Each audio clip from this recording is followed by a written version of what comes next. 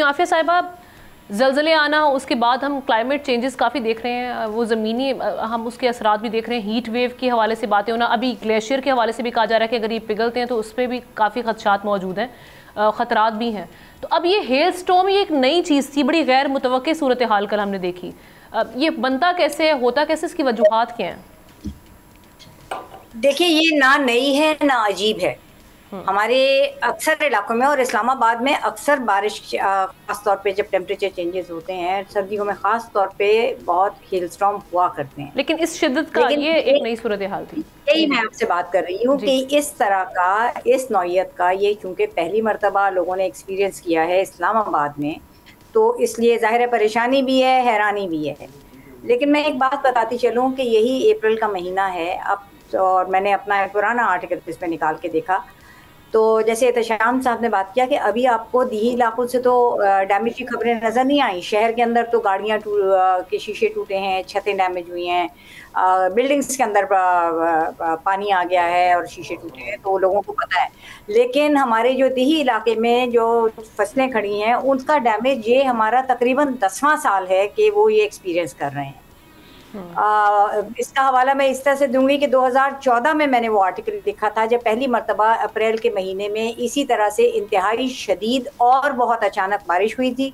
खड़ी फसलें आपकी तबाह हो गई थी और बहुत बड़े बड़े गोल्फ बॉल साइज और या टेनिस बॉल साइज आपके वहाँ पे ओले गिरे थे और उससे लाइफ स्टॉक डेथ भी हुई थी, क्योंकि किसानों को पता है कि कौन सा मौसम बारिश का होता है या तूफान का होता है, तो वो अपने जानवरों को अपने बाड़ों में ले जाते हैं जिनकी छतें भी होती हैं।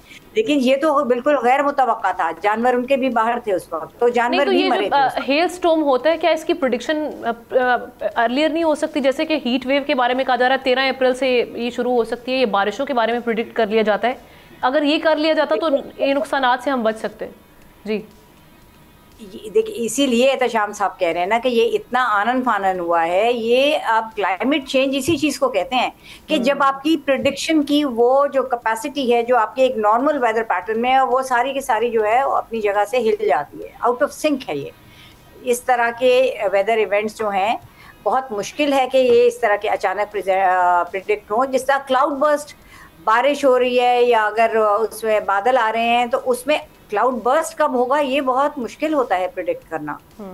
तो इसी तरह से ये इसका अचानक होना और इतना शदीद होना ये प्रिडिक्शन नहीं थी, और अगर नहीं थी तो अब हमें किस चीज़ में इन्वेस्ट करना चाहिए जी। हमें टेक्नोलॉजी में इन्वेस्ट करने की ज़रूरत है और हमें अर्ली वार्निंग सिस्टम्स में इन्वेस्ट करने की ज़रूरत है, जो कि ना सिर्फ लॉन्ग रेंज प्रिडिक्शंस दे बल्कि इस तरह के सडन इवेंट्स को जो है वो भी प्रिडिक्ट करके लोगों को आगाह करें।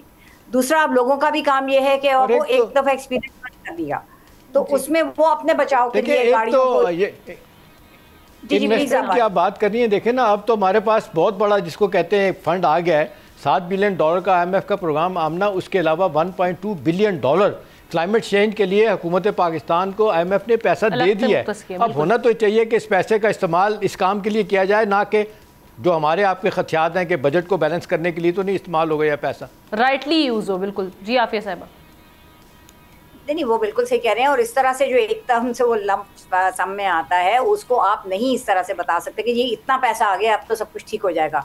नहीं, हमें किस जगह पे वो मुख्तस किया गया है, उससे उसकी क्या एलोकेशन है, आपकी अर्ली वार्निंग सिस्टम के लिए क्या है, आपकी अडेप्टेशन के दूसरे जो मेजर्स हैं उसके लिए क्या है, आपकी एमिशंस रिडक्शन के लिए कौन से डिपार्टमेंट्स के लिए किया जा रहा है। ये तो सब वो उसकी जो बजटिंग होती है जब वो सामने आएगी तो आपको पता चलेगा ना कि पैसा कहाँ जा रहा है या कहाँ जाना चाहिए, ताकि हम उसको ट्रैक कर सकें।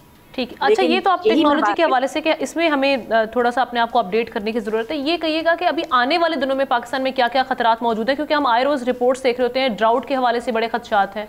इसके अलावा बारिशें मामूल से बहुत कम हो रही हैं, पिछले साल भी हमने देखा। तो इस साल क्या क्या खतरात लाहक हैं? आप किससे पूछ रही हैं?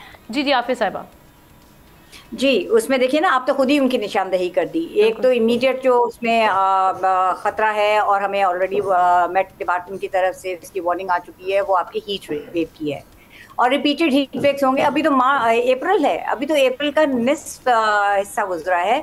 हमारा तो जो गर्मी का मौसम है वो तो तकरीबन नवंबर तक जाता है। तो ये सोच लीजिए कि ये रिपीटेडली इस तरह से होगा और कितना शदीद होगा। जो प्रिडिक्शंस हैं वो यही है कि हाई 40s के अंदर तक टेम्परेचर्स चले जाएंगे। तो उसमें हमारी क़ुव्वत मुदाफ़ियत क्या होगी, हमारी अप्लाइंसेस की क्या होगी, हमारे जो बीमार या जो कमज़ोर लोग हैं उनका क्या होगा, बच्चों का क्या होगा। हम स्कूल की छुट्टियां उस सीज़न में करते हैं जब मौसम बेहतर होना शुरू होता है, और गर्म तरीन मौसम में बच्चों के ना सिर्फ छुट्टियाँ नहीं होती बल्कि उनके इम्तिहान हो रहे होते हैं। ठीक है, अच्छा, हमारे बिजली का इंफ्रास्ट्रक्चर आप देख लीजिए, आए दिन इसमें ब्रेकडाउन होता रहता है। तो ये तमाम चीज़ें जो हैं ये एक दूसरे से जुड़ी नहीं है। क्लाइमेट चेंज ये नहीं है कि कोई एक बॉक्स खोला आपने, उसके अंदर जो चीज़ें आपको नजर आ रही हैं उसको सॉर्ट आउट किया और बंद कर दिया। सब्सक्राइब करें और बेल दबाएं ताकि कोई खबर रह न जाए।